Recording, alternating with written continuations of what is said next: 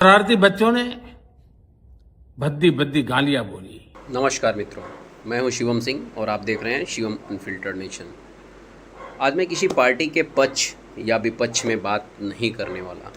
आज बात होगी देश के युवाओं की, उस युवा की जिसने 2014 में उम्मीदों के साथ वोट दिया, फिर 2019 में भरोसा जताया और अगेन 2024 में मोदी सरकार बनाई। आज उसी युवा का एक बड़ा वर्ग सोशल मीडिया पर गुस्सा जाहिर कर रहा है।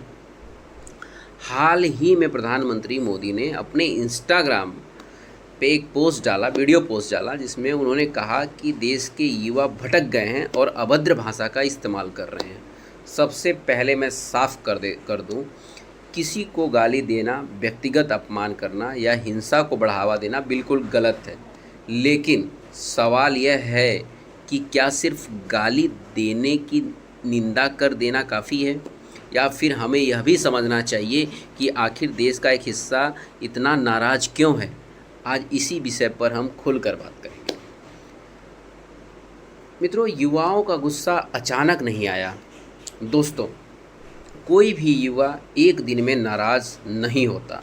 जब कोई छात्र सालों मेहनत करके परीक्षा देता है, भर्ती प्रक्रिया बरसों तक अटक जाती है, जब किसी परीक्षा का पेपर लीक हो जाता है, जब नौकरी के विज्ञापन निकलते हैं लेकिन नियुक्तियां समय पर नहीं होती, जब लाखों उम्मीदवार एक सरकारी नौकरी के लिए लाइन में खड़े होते हैं, तब निराशा पैदा होती है।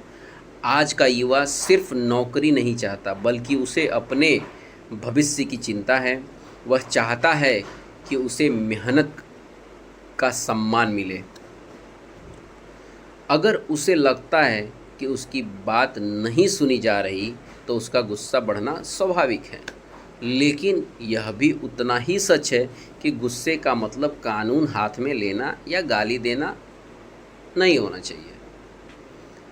अब हम मित्रों पूछेंगे सरकार से, क्या सरकार को सिर्फ भाषा पर ध्यान देना चाहिए? प्रधानमंत्री ने कहा कुछ युवा गलत भाषा का इस्तेमाल कर रहे हैं। यह बात सही है कि सार्वजनिक जीवन में भाषा मर्यादित होनी चाहिए, लेकिन क्या सरकार को सिर्फ भाषा पर ध्यान देना चाहिए, या उन कारणों पर भी बात करनी चाहिए जिनकी वजह से लोग नाराज़ हैं? अगर लाखों युवा रोजगार, शिक्षा, भर्ती प्रक्रिया, पेपर लीक या अन्य मुद्दों पर सवाल उठा रहे हैं, तो क्या उन सवालों का जवाब देना भी लोकतंत्र की जिम्मेदारी नहीं है? लोकतंत्र में सरकार की ताकत सिर्फ चुनाव जीतने से नहीं, बल्कि जनता की बात सुनने से बढ़ती है। और रहा सवाल, क्या कानून सबके लिए बराबर है? अब एक और महत्वपूर्ण सवाल, अगर कोई आम नागरिक सोशल मीडिया पर अभद्र भाषा इस्तेमाल करता है तो उसके खिलाफ कार्रवाई होती है, तो कानून अपना काम कर रहा है। लेकिन जब किसी राजनीतिक दल का नेता, सांसद, विधायक या मंत्री विवादित या अपमानजनक बयान देता है, तब क्या उसी गति से कार्रवाई होती है?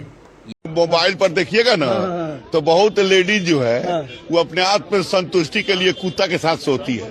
आत्म संतुष्टि के लिए कुत्ता के साथ सोती है। देखिए ना, गालियां बोली, ऐसे कुछ भाड़े के टट्टे, ऐसे कुछ भाड़े के प्रयोग किया गया। ओए बड़वे मुझे तो गालियां। यही सवाल लोग पूछते हैं।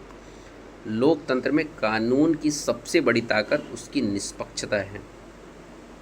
अगर नियम सिर्फ आम लोगों पर लागू हो और नेताओं पर नहीं, तो लोगों का भरोसा कमज़ोर पड़ता है। इसलिए कार्रवाई हो तो बिना किसी भेदभाव के हो।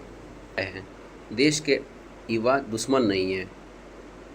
वही युवा सेना में जाता है, वही वैज्ञानिक बनता है, वही डॉक्टर बनता है, वही इंजीनियर बनता है, वही टैक्स देता है और वही देश का भविष्य बनाता है। अगर वही युवा नाराज़ है तो उसे सिर्फ डांटना नहीं, उसकी बात भी सुननी चाहिए। सरकार और युवाओं के बीच संवाद होना चाहिए। रोजगार, शिक्षा, भर्ती और अवसरों पर स्पष्ट नीति और समयबद्ध कार्रवाई होनी चाहिए। और दूसरी तरफ युवाओं को भी अपनी बात लोकतांत्रिक और शांतिपूर्ण तरीके से रखनी चाहिए। अब मित्रों हम बात करेंगे दोस्तों, किसी भी लोकतंत्र में आलोचना दुश्मनी नहीं होती। सरकार से सवाल पूछना लोकतांत्रिक अधिकार है, लेकिन सवाल मर्यादा में होना चाहिए। उसी तरह सरकार की भी जिम्मेदारी है कि वह सिर्फ नाराज़गी की भाषा न देखे, बल्कि नाराज़गी की वजह भी समझे। देश तब आगे बढ़ेगा जब सरकार सुनेगी, विपक्ष जिम्मेदारी निभाएगा और युवा अपनी बात संविधान और लोकतंत्र के दायरे में रखेंगे। आपकी क्या राय है? क्या देश का युवा सच में भटक गया है, या फिर उसकी नाराज़गी के पीछे ऐसे मुद्दे हैं जिन्हें गंभीरता से सुना जाना चाहिए? अपनी राय कमेंट बॉक्स में ज़रूर लिखिए। अगर वीडियो पसंद आए तो लाइक करें, चैनल शिवम अनफिल्टर्ड नेशन को सब्सक्राइब करें और ऐसे ही निष्पक्ष विश्लेषण के लिए जुड़े रहें। धन्यवाद। जय हिंद।